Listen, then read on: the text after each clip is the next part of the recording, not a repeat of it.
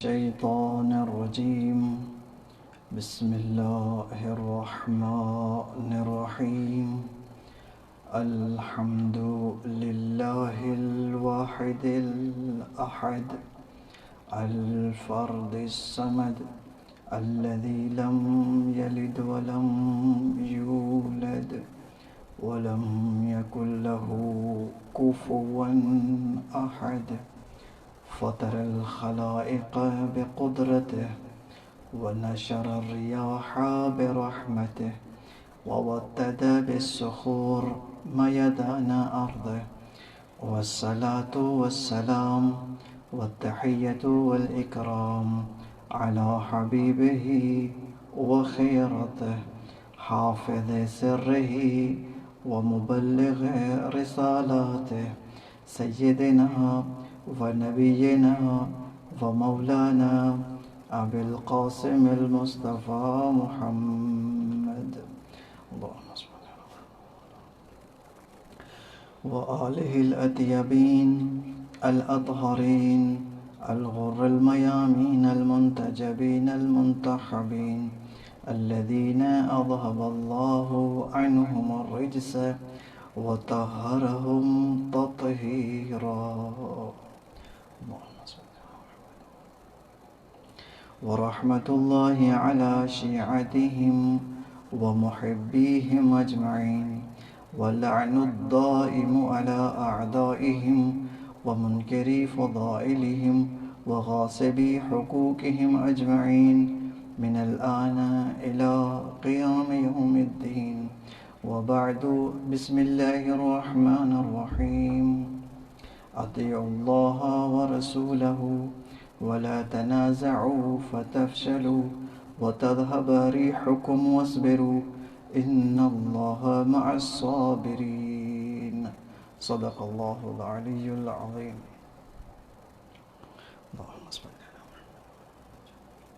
سب سے پہلے تمام مومنین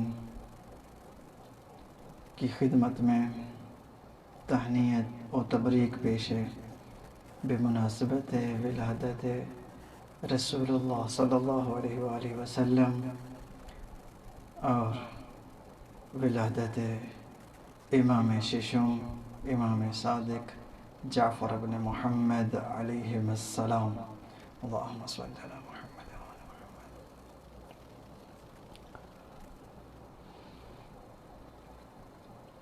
کل کی گفتگو میں یہ عرض ہوا کہ جو تشیع کا عقیدہ ہے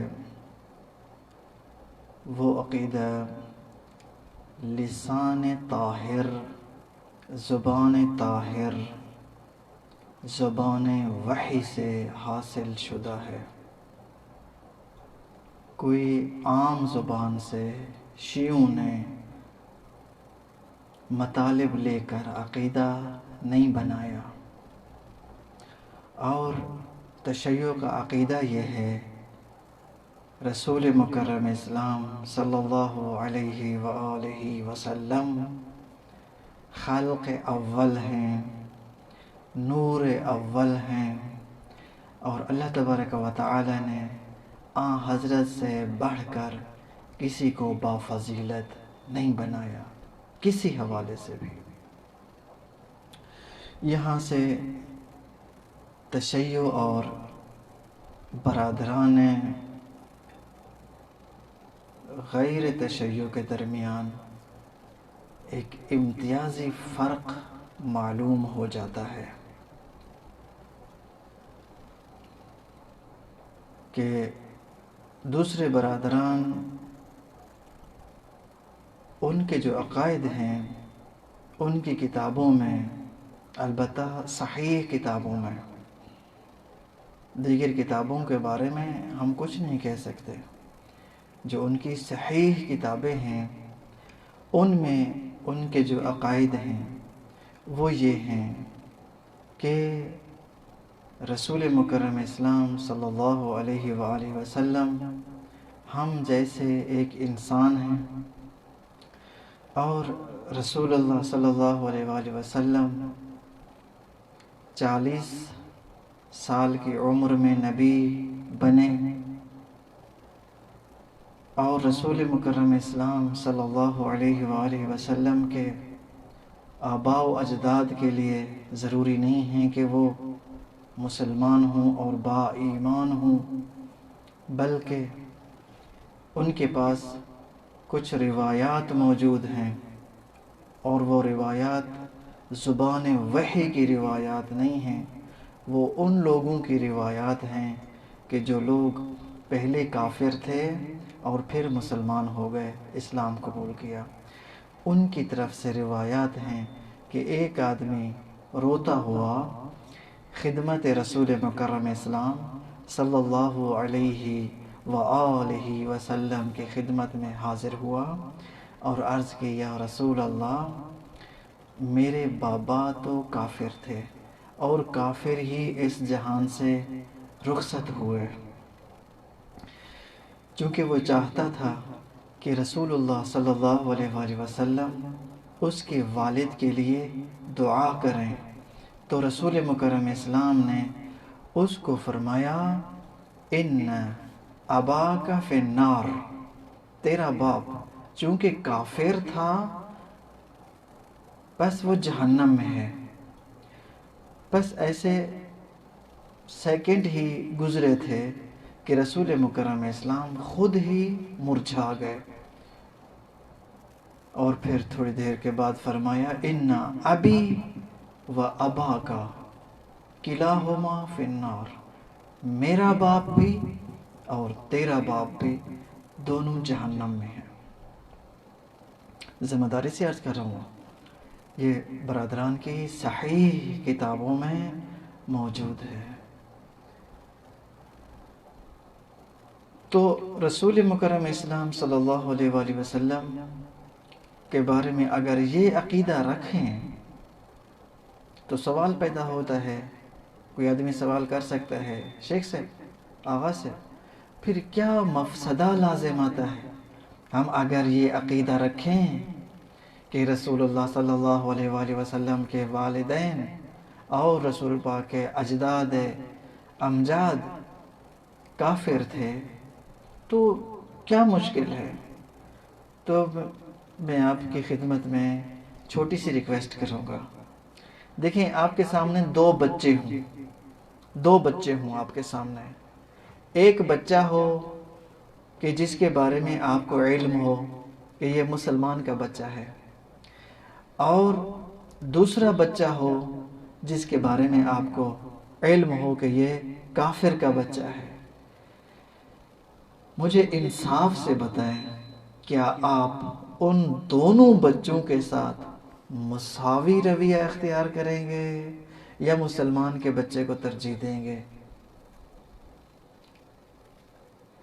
बस अगर हतमी बात है मुसलमान के बच्चे को तरजीह देंगे, क्योंकि मुसलमान का बच्चा अल इस्लाम यालू वला युअला अलैह, नहीं हो सकता कि किसी काफिर बच्चे को मुसलमान बच्चे के ऊपर तरजीह दी जाए।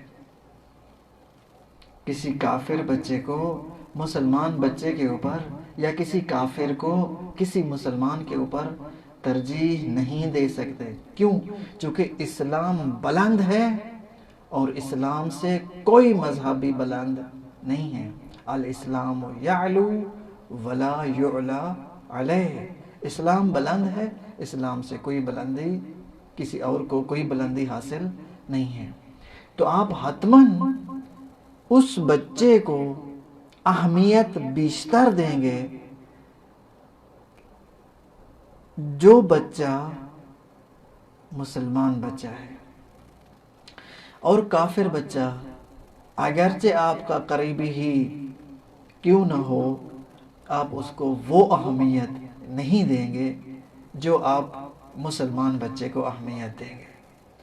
अब आ जाइए इधर, एक बच्चा पैदा हुआ है जनाब अब्दुल मुत्तलिब के फर्जंद हजरत अब्दुल्ला के घर में। अगर वो बच्चा काफिर के घर में पैदा हुआ है तो उसे क्या तवक्को है? काफिर के घर में पैदा होने वाला बच्चा آپ اس کو کتنا اہمیت دیں گے؟ آپ اس سے کتنا توقع رکھیں گے؟ کافر کا بچہ ہے، پیدا ہو گیا ہے۔ توجہ فرما رہے ہیں۔ لیکن اگر آپ زبان وحی سے اور خود رسول مکرم اسلام صلی اللہ علیہ وآلہ وسلم سے اس بات کو سنیں اور خود رسول اللہ کے جوار میں اور خدمت میں یہ ریکویسٹ کریں، یہ عرض کریں، یا رسول اللہ آپ خود ہمیں بتائیے کہ ہمارا عقیدہ ٹھیک ہے یا غلط ہے؟ کیا آپ کافروں کے گھر پیدا ہوئے ہیں؟ کیا آپ کا والد کافر تھے؟ کیا آپ کی والدہ کافرہ تھیں؟ کیا آپ کو دودھ پلانے والی کافر تھی؟ کیا آپ کے دادا کافر تھے؟ ایسے ہیں تو رسول مکرم اسلام صلی اللہ علیہ وآلہ وسلم نے متواتر فرمایا ہے، لا زال انقل فی اسلاب طاہرہ وفی ارحام طاہرات، ہمیشہ میں پاک رحموں سے پاک صلبوں کی طرف اور پھر پاک صلبوں سے پاک رحموں کی طرف منتقل ہوتا رہا ہوں۔ اب رسول مکرم اسلام صلی اللہ علیہ وآلہ وسلم خود اپنی زبان مطہر سے یہ فرما کے گئے اور یہ فرماتے رہے کہ خداوند متعال نے مجھے اور میرے تمام آباء و اجداد کو تمام تر رجس و نجس و کفر و شرک سے محفوظ کیا ہے، اور میں ہمیشہ پاک رحموں میں، پاک اسلاب میں، پاک صلبوں میں، پاک صلبوں سے پاک رحموں کی جانب، پاک رحموں سے پھر پاک صلبوں کی جانب منتقل ہوتا رہا ہوں، یہاں تک کہ میں متولد ہوا ہوں اس دنیا میں۔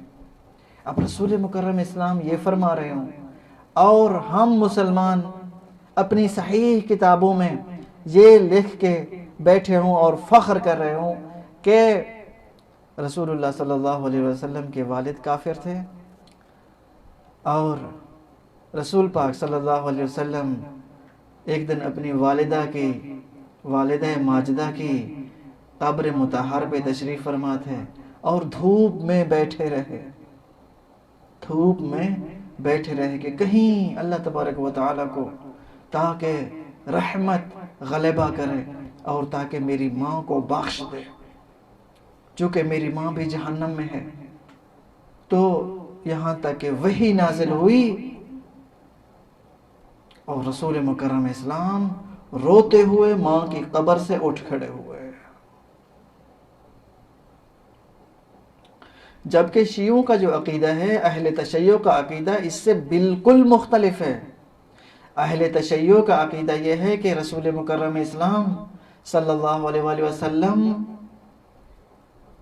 جس طرح ولادت کے بعد رسول ہیں، نبی ہیں، اس طرح ولادت سے پہلے بھی نبی تھے، اور اسی طرح رحم مادر میں نبی تھے، اسی طرح اسلاب طاہرہ میں نبی تھے، یہاں تک کہ حضرت آدم علیہ السلام تک، اور پھر خود عالم ارواح میں کہ خود آپ کل کی روایات میں بھی سن چکے ہیں کہ رسول مکرم اسلام زبان وحی سے، کہ خود رسول مکرم اسلام صلی اللہ علیہ وسلم کے فرزندان رسول اللہ سے نقل فرماتے ہیں اور کہتے ہیں کہ رسول مکرم اسلام صلی اللہ علیہ وسلم نے فرمایا کہ مجھے جو فضیلت دی گئی ہے وہ اس اول اقرار کی وجہ سے کہ جو میں نے توحید کا سب سے پہلے اقرار کیا تھا انبیاء میں سے، اور وَكُنْتُ نَبِيًّا وَآدَمُ بَيْنَ الْمَاءِ وَالطِّينِ، اور میں اس وقت بھی نبی تھا جب آدم علیہ السلام گل اور مٹی میں گل اور پانی میں موجود تھے۔ تو اس وقت کا نبی ہونا یعنی عالم ارواح میں رسول اللہ کا نبی ہونا اور رسول اللہ کا نور ہونا، اور وہاں اللہ تبارک و تعالیٰ کی پرستش و عبادت کرنا متواتر. اور یہ دو نور، بلکہ ایک نور کو جب دو کر دیا گیا، نبی اور علی علیہ السلام کا نور، جب ان کو دو کر دیا گیا تو بھی عبادت میں فرق نہیں آیا، اور جب ان دو کو ایک کر دیا گیا تو بھی عبادت میں فرق نہیں آیا. پھر اس ایک نور کو دو میں تقسیم کر کے، پھر دو کو دو میں تقسیم کر کے چار کر دیا گیا، تو پھر بھی عبادت میں فرق نظر نہیں آیا. یہ اہل تشیع کا عقیدہ ہے کہ رسول، ہمارے جو رسول ہیں اور جتنے بھی انبیاء ہیں، کوئی نبی کسی کافر صلب میں یا کافر رحم میں نہیں رہتا. کافر صلب میں کوئی نبی نہیں رہتا. ہمارا عقیدہ ہے کہ جتنا بھی انبیاء ہیں، تمام انبیاء کے والد، والدہ، دادا، نانا اور وہ جو جتنے بھی گزشتہ اسلاب ہیں، سب کے سب اسلاب حضرت آدم علیہ السلام تک جتنے بھی صلبیں ہیں اور جتنے بھی رحم ہیں جن سے نور نبوت منتقل ہوتا رہا ہے، وہ سب کے سب طاہر اور پاک ہیں. ان میں سے کوئی نہ تو کافر تھا اور نہ ہی کوئی مشرک تھا. ایک سادی سی بات ہے، آپ کے پاس دودھ ہو، دودھ کو آپ کے پاس دودھ ہو یا کوئی اور چیز لے لے جو بہت ہی نہایت ہی پاک ہو، کیا آپ اس دودھ کو کسی ایسے دیگچی میں، کسی ایسے برتن میں انڈیلیں گے، ڈالیں گے کہ جس برتن کے بارے میں آپ کو علم نہ ہو؟ نہیں کہتا ہوں کہ وہ برتن نجس ہو. اگر وہ برتن نجس ہے یا وہ اس برتن میں کچھ نجاست پڑی ہوئی ہے تو وہ تو آپ حتماً اس برتن میں اپنا دودھ نہیں انڈیلیں گے. بلکہ اگر آپ کو، اگرچہ آپ کو علم ہی نہیں ہے، ظاہراً آپ کو ایک برتن صاف دکھتا ہے لیکن پڑا ہوا ہے چند دنوں سے، تو آپ کیا کرتے ہیں؟ آپ کم از کم ڈاکٹروں کا قول، کہ بھی ڈاکٹرز کہتے ہیں، حکما کہتے ہیں کہ برتن جو ہے وہ ایسے پڑا ہو تو اس میں کوئی بال وغیرہ ہو سکتا ہے، کچھ ہو سکتا ہے، تو اس کو جو ہے کیا کرنا چاہیے، تھوڑا پانی میں کھنگال لینا چاہیے تاکہ صاف ہو جائے، یقین ہو جائے کہ برتن میرا صاف تھا. آپ اپنے اس دنیا کے دودھ کو، کہ وہ دودھ، اگر آپ کا 1 لیٹر دودھ خراب ہو گیا آپ کو اور بھی دودھ مل سکتا ہے، اگر وہ خراب ہو گیا اور بھی مل سکتا ہے. آپ اس دودھ کی اتنا حفاظت کریں کہ کہیں ایسے برتن میں نہ چلا جائے کہ خراب نہ ہو جائے. آپ اپنے 10-20 روپے کے دودھ کی اتنا حفاظت کریں. کیا خداوند متعال نے جس کو افضل بنایا ہے، اکرم بنایا ہے، اشرف بنایا ہے، افضل الرسل، اشرف الرسل، خاتم النبیین، سید الاولین والآخرین، کیا اس کو ایسے برتنوں میں، ایسے رحموں میں، ایسے صلبوں میں ڈالتا گیا کہ جو کافر تھے، جو مشرک تھے؟ میرے خیال میں عقل سے سوچنا چاہیے. آپ اپنی عقل استعمال کرتے ہیں اپنی چھوٹی سی چیز کے حوالے سے. وہ خدا کہ جو خالق العقل ہے، جس نے آپ کو بھی عقل دی، جو خالق العقل ہے، جس نے عقل کو تخلیق کیا، خلق فرمایا، کیا وہ خدا اپنے نبی کو ایسے رحم میں یا ایسی ماں کی گودی میں بھیج سکتا ہے کہ جو ماں کافرہ ہو، نجسہ ہو؟ نبی طاہر ہے، پاک ہے، اور کافر نجس ہے. پس کافر کے ہاتھوں یا کافر کے رحم میں، کافر کے صلب میں، طاہر کو کہ جو وہ خود بے اختیار ہے، اس طرح دے دینا کہ یہ عدالت پروردگار کے برخلاف نہیں ہے؟ کیا ہم اگر ایسا عقیدہ بنائیں گے تو دشمن ہمیں نہیں کہیں گے کہ مسلمانوں، یعنی اس کا مطلب ہے تمہارا خدا عادل نہیں ہے، یعنی پاک چیز کو نجس میں ڈال دیتا ہے، جبکہ انہو جل وعلا، وہ خود پاک ہے، خود طاہر ہے، اور اس نے ہمیشہ طہارت کا اور پاکیزگی کا حکم دیا ہے، اور یہ بھی حکم دیا ہے کہ آپ کے پاس اگر ایک چیز پاک ہے تو مع الامکان آپ اس کو نجس نہ کریں، تاکہ غلبہ طہارت کا رہے نہ کہ نجاست کا، کیونکہ ہمیشہ جنگ ہے نجاست کی اور طہارت کی، ہمیشہ۔ آپ وضو کرتے ہیں، آپ طاہر ہو گئے ہیں، آپ اس طہارت کے ساتھ آپ نماز پڑھ سکتے ہیں، قرآن مجید کی تلاوت کر سکتے ہیں، قرآن مجید کے حروف مبارکہ کو مس بھی کر سکتے ہیں۔ رسول مکرم اسلام کا اسم گرامی اور ائمہ طاہرین علیہ السلام کے اسماء گرامی ہیں، صدیقہ طاہرہ سلام اللہ علیہا اور دیگر انبیاء علیہ السلام کے اسماء طیبہ کو بھی آپ باوضو ہو کر ٹچ کر سکتے ہیں، جبکہ آپ اگر وضو نہیں رکھتے تھے تو آپ ان کو مس نہیں کر سکتے تھے، ٹچ نہیں کر سکتے تھے۔ اب چونکہ آپ نے وضو کر لیا ہے تو آپ ہو گئے طاہر، پس آپ ابھی کتاب طاہر کو بھی اٹھا سکتے ہیں، اسماء طاہرہ کو بھی اٹھا سکتے ہیں اور ہاتھ لگا سکتے ہیں۔ لیکن یہاں پر آپ دیکھتے ہیں تھوڑی سی دیر گزرتی ہے، 1 گھنٹہ گزر گیا، 2 گھنٹہ گزر گئے، بالخصوص اگر سفر پہ ہوتے ہیں یا کہیں مصروف ہوتے ہیں تو حتماً آپ کو شک ہوتا ہے، پتہ نہیں ابھی میں وضو سے ہوں یا وضو سے نہیں ہوں، تو وہاں کیا حکم ہے کہ طہارت کو غلبہ دینا ہے یا نجاست کو؟ فقہی قاعدہ موجود ہے فقہ اہل بیت میں، فقہ زبان وحی میں یہ قاعدہ موجود ہے، جب آپ کو شک ہو جائے کہ میں نے وضو تو کیا تھا، پتہ نہیں ابھی باوضو ہوں یا میرا وضو ختم ہو گیا ہے، یعنی ابھی میں حالت طہارت میں ہوں یا حالت نجاست میں، تو چونکہ طہارت کو غلبہ حاصل ہے، آپ اپنی طہارت کو غلبہ دیں گے اور آپ کہیں گے کہ میں انشاءاللہ العزیز باوضو ہوں،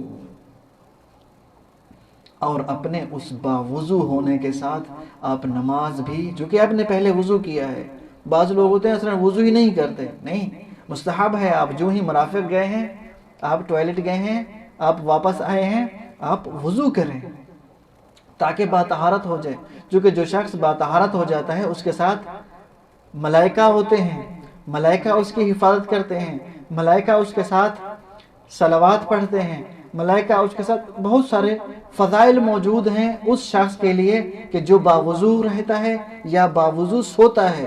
جب سوتا ہے باوضو تو ملائکہ اس کے لیے لکھتے ہیں کہ یہ غفلت کی نیند نہیں سو رہا بلکہ یہ عبادت پروردگار میں مصروف ہے۔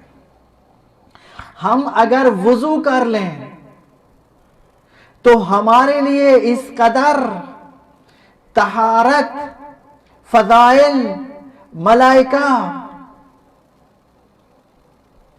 اور اتنا ہمارے لیے اہتمام کیا جاتا ہے، تو وہ رسول کہ جو طاہر ہیں، مطہر ہیں، اور جس نے اس پرچم اسلام کو بلند کرنا ہے کہ جس نے تا روز قیامت باقی رہنا ہے، ایسا اسلام، ایسا مذہب، ایسا دین کہ جس کے اوپر کسی کو پھر بلندی حاصل نہیں ہے، اور وہ دین کہ جس نے بالکل نسخ نہیں ہونا ہے، تا روز قیامت باقی رہنا ہے، کیا اس کا علم بردار پیمبر اللہ تبارک و تعالی نے اس کو کیا نجس رحم میں اور نجس صلب میں رکھ دیا ہے؟ یعنی اس کا مطلب ہے کہ نجاست کو غلبہ دیا ہے طہارت کے اوپر۔ اصلاً عقل بھی اس چیز کو ماننے کے لیے تیار نہیں ہے۔ تو مہم یہ کہ ہمارا عقیدہ واضح ہے کہ ہم قائد شیعہ، ہم ہمارا عقیدہ ہے کہ رسول مکرم اسلام کے تمام آباء و اجداد دین پروردگار پر تھے اور ان کے پاس وصیت اور وصایت کا رتبہ موجود تھا، اور وہ سب کے سب خداوند متعال کے برگزیدگان میں سے تھے۔ کوئی ایک رسول مکرم اسلام کے اصلاب طاہرہ میں سے کافر نہیں تھا۔ اور اسی طرح وہ گھر کہ جس گھر میں رسول مکرم اسلام صلی اللہ علیہ وآلہ وسلم تشریف لا رہے تھے، وہ گھر اچانک اس طرح نہیں ہے کہ اس گھر میں رسول مکرم اسلام پیدا ہو گئے ہوں اور ان کو پتہ بھی نہ ہو، ہرگز، بلکہ وہ رسول مکرم اسلام کی ولادت کا اور حضرت کے آنے کا انتظار کر رہے تھے۔ ان کو انتظار تھا حضرت کے آنے کا، وہ حضرت کے وجود مبارک کو دیکھنے کے لیے شدت سے منتظر تھے۔ اور جو ہی جناب رسالت مآب صلی اللہ علیہ وآلہ وسلم کی ولادت ہوئی تو آپ دیکھیں حضرت جن کو کافر کہا جاتا ہے، آپ دیکھیں جناب عبداللہ کی تو پہلے وفات ہو گئی، ابھی رسول مکرم اسلام اس دنیا میں تشریف نہیں لائے تھے، اور حضرت عبد المطلب کہ جو رسول مکرم اسلام کے جد بزرگوار ہیں، اور ان کے بارے میں بھی کہا جاتا ہے کہ وہ بھی جو ہے وہ نہیں تھے، انہوں نے یعنی سن چکے ہیں، ابھی میں نہیں دہرانا چاہتا۔ مہم جناب عبد المطلب کے کلمات موجود ہیں جہاں سے بخوبی انسان نتیجہ نکال سکتا ہے کہ جناب عبد المطلب کو علم تھا کہ پیدا ہونے والے بچہ نبی ہے اور واجب الاطاعہ ہے، اس کی اطاعت واجب ہے، اور یہ خداوند متعال کا برگزیدہ ہے۔ اسی طرح جناب آمنہ والدہ ماجدہ رسول مکرم اسلام صلی اللہ علیہ وآلہ وسلم اقرار رکھتی ہیں اور ایمان رکھتی ہیں رسول مکرم اسلام صلی اللہ علیہ وآلہ وسلم کی نبوت پر، کہ یہ پیدا ہونے والا بچہ نبی ہے، کوئی عام بچہ نہیں ہے۔ کیوں؟ چونکہ جب حضرت صلی اللہ علیہ وسلم کے ساتھ وہ باردار ہوئی تھیں، حاملہ ہوئی تھیں، تو اس وقت جناب آمنہ شہادت دیتی ہیں، گواہی دیتی ہیں کہ مجھے اصلاً محسوس ہی نہیں ہوتا تھا کہ میرے پاس کوئی بچہ ہے یا نہیں، اصلاً محسوس ہی نہیں ہوتا تھا، خفیف، اتنا ہلکا پن۔ اور پھر کئی مرتبہ رسول مکرم اسلام اپنی والدہ سے گفتگو بھی فرمایا کرتے تھے، اور جب اس دنیا میں متولد ہوئے تو اب دیکھتے ہیں کہ ناف کاٹی جاتی ہے بچوں کی، رسول مکرم اسلام کی ناف بھی، اب سوال ہوتا ہے کہ رسول پاک کی ناف کس نے کاٹی تھی؟ شاید اس لیے کہ چونکہ اکثر دائیاں وہاں پہ جو رہتی تھیں وہ کافر تھیں، اور خداوند متعال کو یہ مناسب نہیں لگا کہ کوئی میرے رسول کو، میرے حبیب کو کافر نجس ہاتھ لگائے، تو اللہ تبارک و تعالی نے حضرت صلی اللہ علیہ وآلہ وسلم کو اصلا ناف بھی کٹا ہوا اور ختنہ شدہ متولد فرمایا۔ ناف بھی کٹی ہوئی، کسی نے ناف نہیں کاٹی رسول اللہ کی۔ اگر آپ سے پوچھا جائے کہ رسول اللہ کی ناف کس نے کاٹی تھی، تو آپ اس سے پوچھ لیں رسول پاک کا ختنہ کس نے کیا تھا؟ جس نے ختنہ کیا تھا رسول اللہ کا ناف اس نے کاٹی تھی۔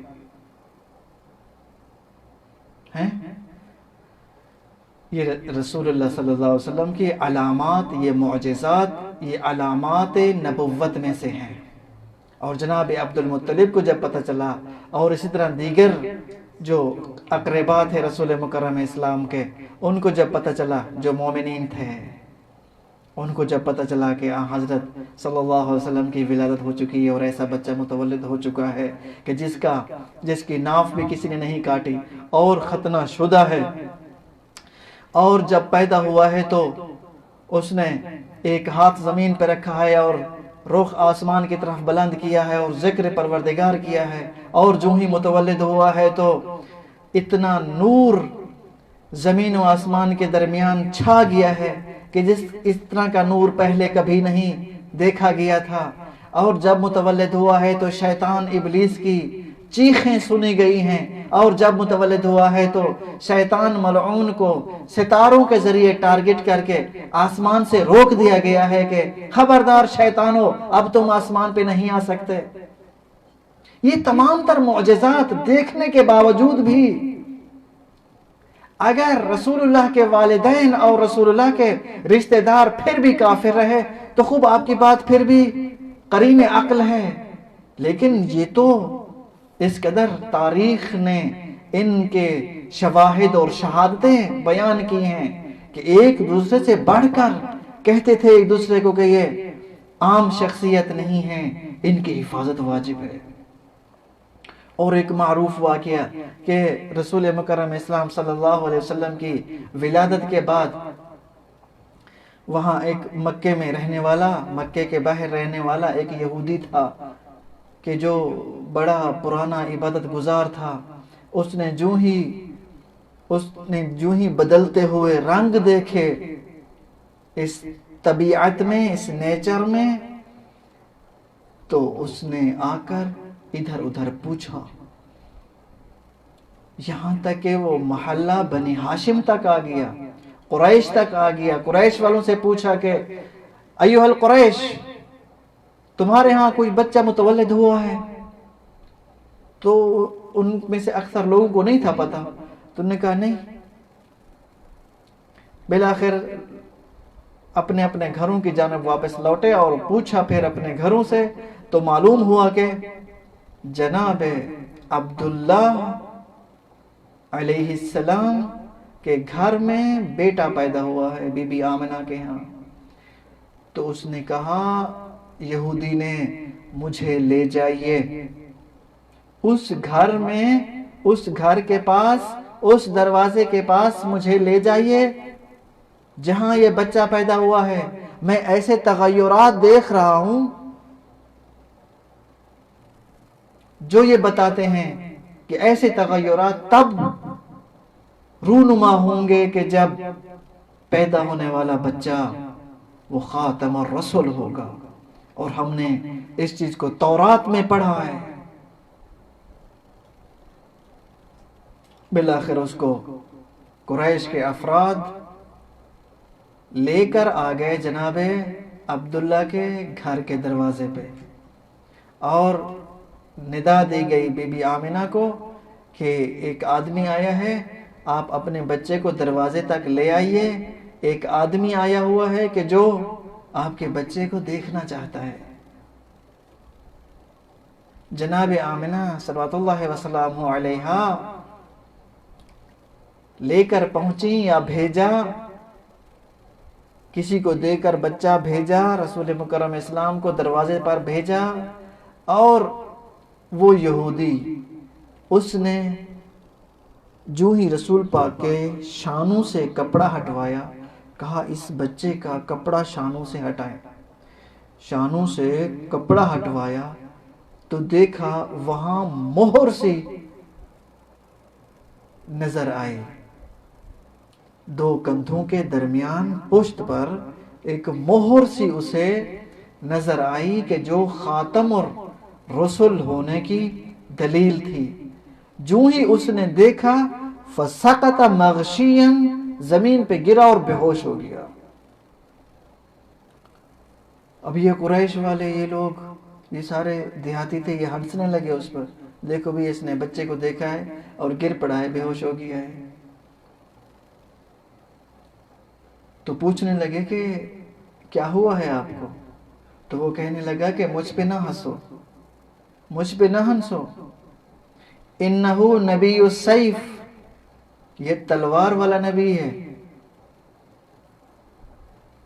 اور اس نبی کے آنے کے ساتھ قطعی دلیل، یقینی دلیل پیدا ہو چکی ہے کہ اب نبوت بنی اسرائیل میں الی یوم القیامہ ختم ہو چکی ہے۔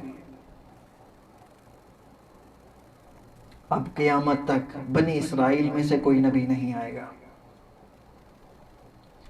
اب ایک یہودی اہل کتاب کہ جس نے فقط تورات پڑھی تھی یا دیگر آسمانی کتابیں، اس کو علم ہے اور وہ دوڑتا ہوا یہاں تک آ پہنچا ہے، اور اس کو علم ہو گیا ہے کہ یہ اللہ کے رسول ہیں، اور ان کے آنے کے ساتھ نبوت و رسالت بنی اسرائیل سے یوم القیامت تک ختم ہو چکی ہے۔ اہل گھر کو، اہل خانہ کو نہیں تھا علم کے پیدا ہونے والا نبی ہے یا کون ہے۔ تو بات واقعاً تعجب والی ہے۔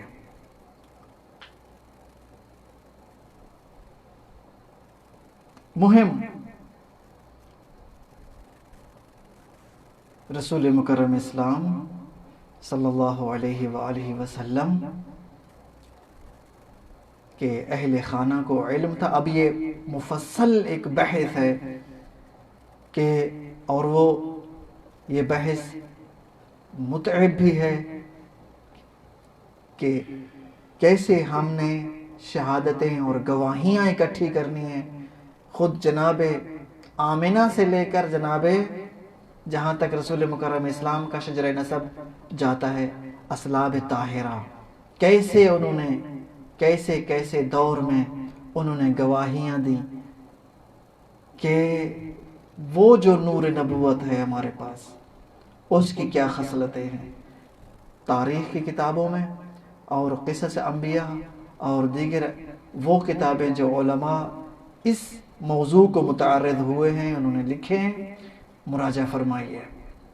اور ان میں سے ایک جناب عبد المطلب علیہ السلام کے اوپر چھوٹی سی ایک چیز عرض کیے دیتا ہوں، وہ یہ کہ آپ کو یاد ہوگا کہ جب ابرہہ بادشاہ نے خانہ کعبہ کے اوپر حملہ کیا تھا، تو سوال یہ ہے، اگر جناب عبد المطلب کافر تھے، بت پرست تھے یا مشرک تھے، تو کس بت کے پاس،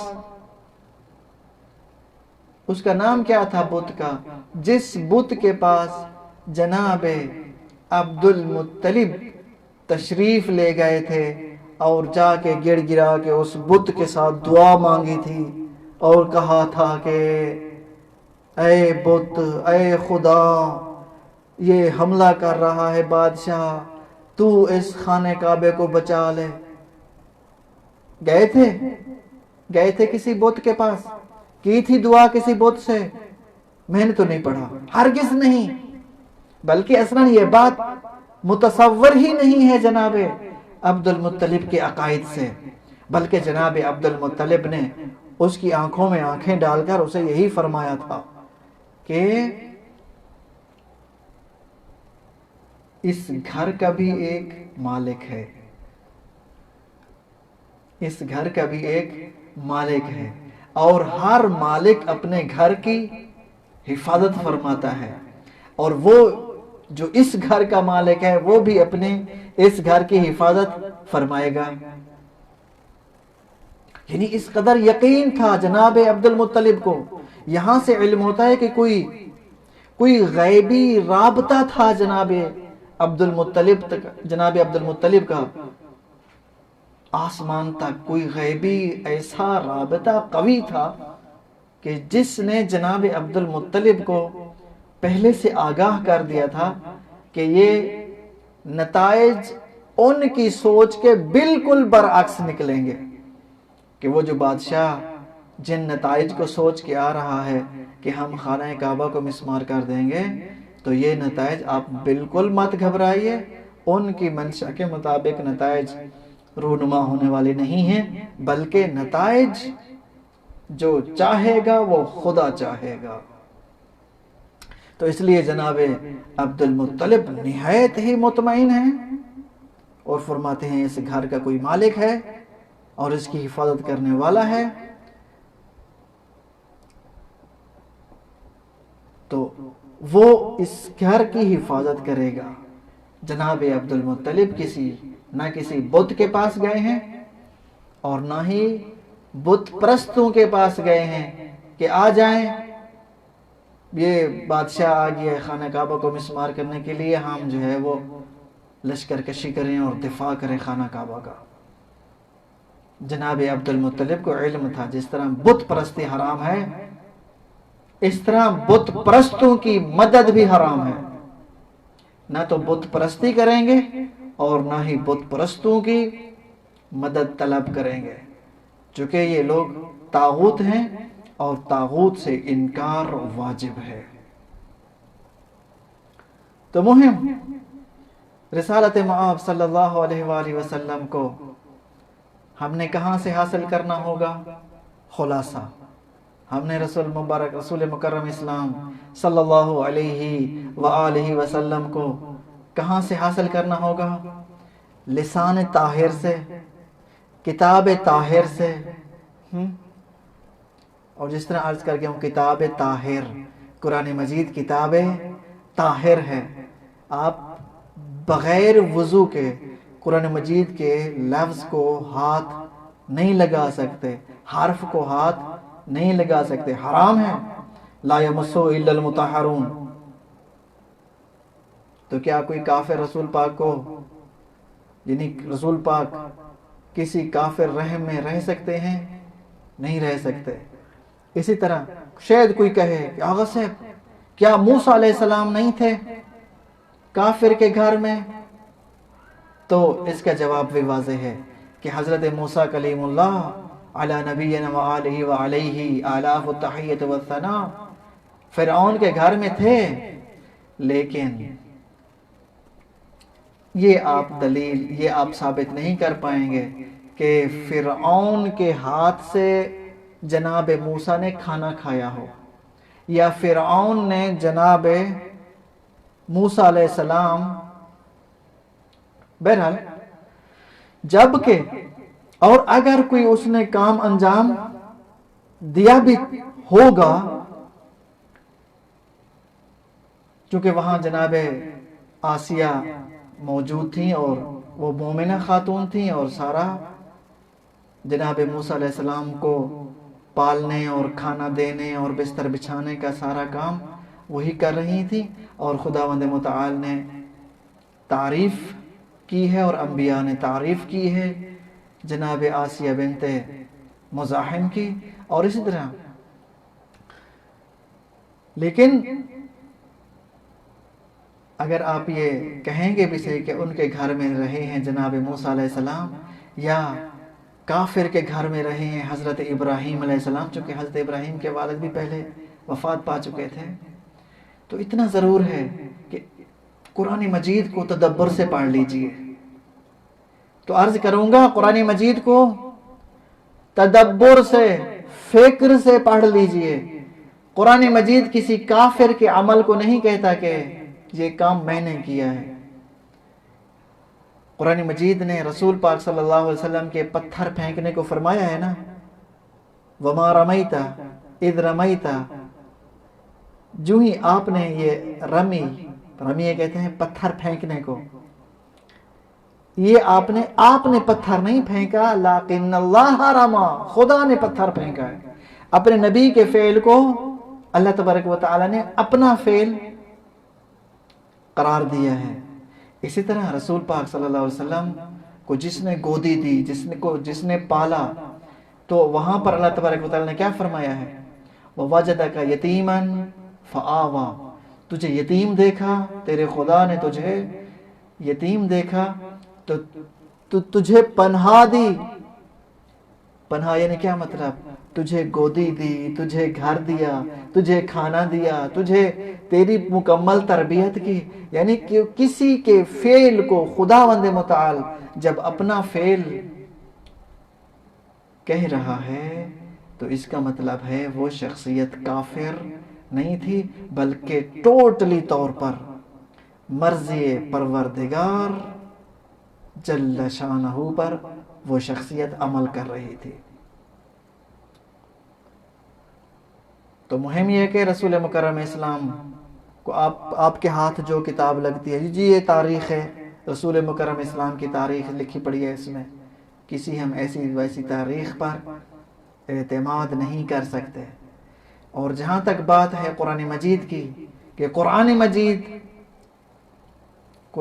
نے بھی رسول مکرم اسلام کی مثلا کچھ صفتوں کو ذکر فرمایا ہے، ان کے بھی معانی غلط کیے گئے ہیں۔ مثلا چونکہ ٹائم ختم ہونے کو ہے تو میں ایک مثال دے کر آپ کی زحمت کو تمام کروں۔ مثلا رسول مکرم اسلام صلی اللہ علیہ وسلم کے القاب میں سے ایک لقب آیا ہے امی۔ امی کا معنی کیا کیا جاتا ہے؟ ان پڑھ۔ غلط ہے۔ امی کا معنی اور بالخصوص رسول مکرم اسلام صلی اللہ علیہ وآلہ وسلم کا معنی جب کیا جاتا ہے امی یعنی ان پڑھ تو غلط ہے۔ کیوں؟ چونکہ قرآن مجید کی خود دلیل موجود ہے۔ هو الذی سورہ مبارکہ جمعہ میں دوسری آیت، هو الذی بعث فی الامیین رسولا منہم یتلو علیہم آیاتہ ویزکیہم ویعلمہم الکتاب والحکمہ وَيُعَلِّمُهُمُ الْكِتَابَ وَالْحِكْمَةَ۔ اگر رسول مکرم اسلام لکھنا پڑھنا نہیں جانتے تھے تو کیسے پھر اللہ تبارک و تعالی نے اس آیت میں ڈیوٹی لگائی رسول اللہ کی؟ اے رسول کی ڈیوٹی کیا ہے؟ هُوَ الَّذِي بَعْثَ فِي الْأُمِّيِّينَ رَسُولًا، اللہ وہ ہے کہ جو امیین میں رسول کو مبعوث فرماتا ہے۔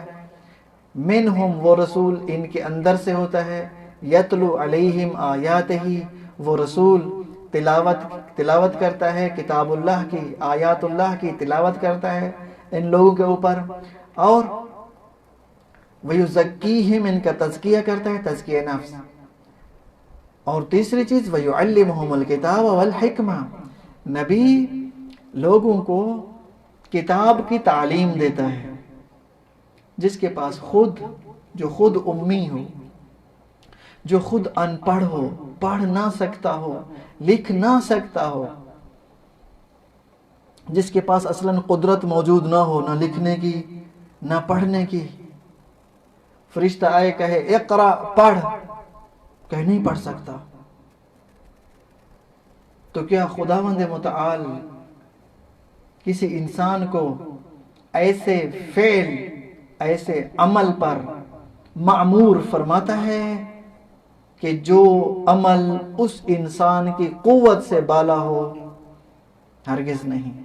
آپ مثلا فضا میں 10-20 فٹ کا جمپ نہیں لگا سکتے، چھلانگ نہیں لگا سکتے، تو کہیں خداوند متعال نے آپ کو معمور نہیں کیا کہ آپ حتماً اتنا لمبی چھلانگ یا اتنا اونچی چھلانگ لگائیں۔ یا ایک اگر ان پڑھ ہے تو آپ کے پاس عقل ہے، آپ اس ان پڑھ کو کبھی اپنے سکول میں، کبھی اپنے کالج میں، ویسے آپ سیرت رسول اللہ صلی اللہ علیہ وسلم پر چلنے والے ہیں، سیرت رسول، اگر رسول ان پڑھ ہیں اور ان پڑھ کا امی ہے اور امی کا معنی ان پڑھ ہے، تو اگر ان پڑھ رسول کو اگر خداوند متعال نے تمام بشریت کے لیے، تمام امت کے لیے اگر معلم بنا دیا ہے، تو آپ کسی ان پڑھ کو معلم کیوں نہیں بناتے؟ پر آپ کہیں کہ ہم رسول مکرم اسلام صلی اللہ علیہ وسلم کی سیرت پہ اور اللہ تبارک و تعالیٰ کی سیرت پہ چل رہے ہیں۔ آپ کے پاس عقل ہے، آپ اپنے مفادات میں بہت پکے ہیں، لیکن خداوند متعال نے جس کو نبوت دے کر بھیجا ہے، اور اس کے علاوہ شیعہ کتابوں میں بعض روایات موجود ہیں کہ وہ لوگ کہ جو رسول مکرم اسلام صلی اللہ علیہ وآلہ وسلم کے امی ہونے کا معنی یہ کرتے ہیں کہ امی یعنی ان پڑھ، نہ پڑھ سکتا ہے نہ لکھ سکتا ہے، جاہل، جنہوں نے رسول پاک کے بارے میں یہ معنی لیا ہے، متعدد ائمہ طاہرین علیہ السلام نے ان لوگوں پہ لعنت کی ہے، فرمایا لعنت ہے ان لوگوں پہ یعنی رحمت خدا سے دور ہیں وہ لوگ کہ جو رسول مکرم اسلام صلی اللہ علیہ وسلم کے بارے میں وہ امی ہونے کے حوالے سے ان پڑھ اور جاہل کا تصور رکھتے ہیں۔ کیا وہ لوگ یہ نہیں پڑھتے؟ قرآن مجید خود فرما رہا ہے هو الذی بعث فی الامیین رسولا منہم یتلو علیہم آیاتہ ویزکیہم ویعلمہم الکتاب والحکمہ۔ یعلمہم الکتاب، رسول کی ڈیوٹی ہے کہ رسول لوگوں کو کتاب پڑھائے۔ جب خود ان پڑھ تھا، خود جاہل تھا، تو کیسے پڑھائے گا؟ تو جو فرما رہے ہیں تو فلہذا نہیں ہو سکتا کہ رسول مکرم اسلام صلی اللہ علیہ وآلہ وسلم نہ پڑھ سکتے ہوں اور نہ ہی لکھ سکتے ہوں۔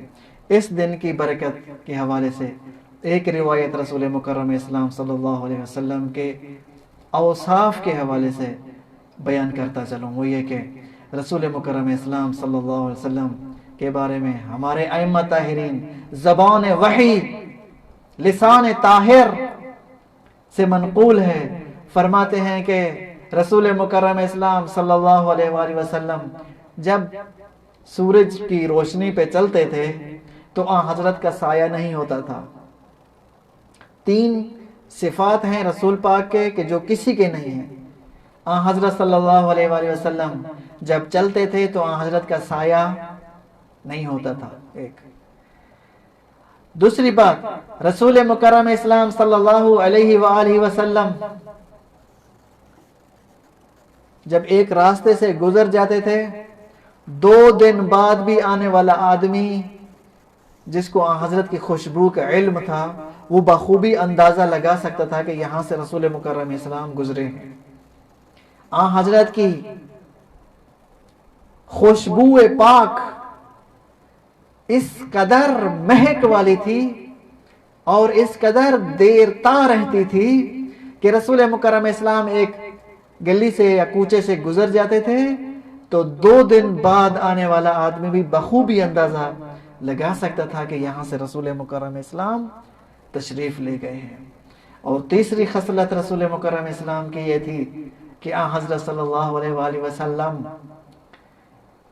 جس شجر سے گزرتے تھے، جس پہاڑ سے گزرتے تھے، جس ریزے سے گزرتے تھے، جس پتھر سے گزرتے تھے، وہ درخت، وہ پہاڑ، وہ ریزے، وہ سنگ ریزے آن حضرت کو سجدہ ریز ہوتے تھے اور آن حضرت کی رسالت کی گواہی دیتے تھے۔ تو کیا ان اوصاف کا مالک وہ عام انسان جیسا ہو سکتا ہے؟ ان اوصاف کا مالک کیا خداوند متعال اس کی حفاظت نہیں کرے گا؟ اس کو تمام تر نجاستوں اور تمام تر کفر و شرک سے پاک نہیں رکھے گا؟ دعا ہے خداوند متعال ہمیں رسول مکرم اسلام صلی اللہ علیہ وآلہ وسلم کی خالص معرفت نصیب فرمائے، ایسی معرفت کہ ہمارے دل میں فقط و فقط ذات رسول گرامی صلی اللہ علیہ وآلہ وسلم کی محبت ہو اور ہم کسی اپنے کو اور کسی چاہنے والے کو رسول مکرم اسلام صلی اللہ علیہ وسلم کے مرتبے کے ساتھ ملانے کی کوشش کرنے والے نہ ہوں، چونکہ یہ اس چیز پہ تاریخ شاہد ہے وہ کہ خود مسلمانوں نے اتنا کوششیں کی ہیں کہ مختلف لوگوں کو رسول اللہ کے مرتبے تک ملانے کی کوشش کی ہے، اور جب دیکھا کہ یہ رسول کے مرتبے تک نہیں پہنچ سکتے، پھر رسول کو کھینچنے کی کوشش کی ہے نیچے۔ کبھی ہے، برا عمل ہے۔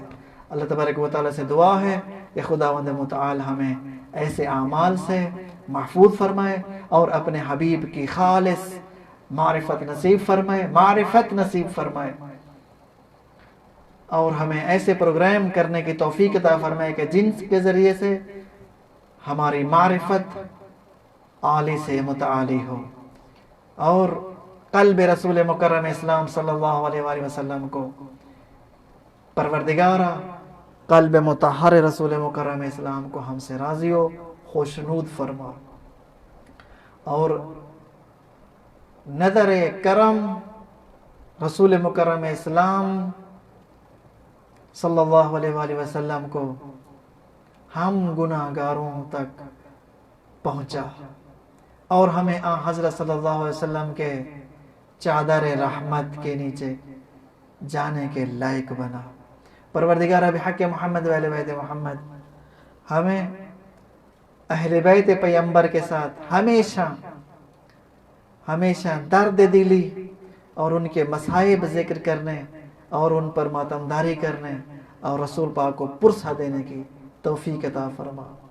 آپ سب کی خدمت میں ایک مرتبہ پھر رسول مکرم اسلام صلی اللہ علیہ وسلم اور جناب امام صادق صلوات اللہ وسلام علیہ کی ولادت کے پر نور موقع پر تبریک اور تہنیت پیش ہے۔ والسلام علیکم ورحمۃ اللہ وبرکاتہ۔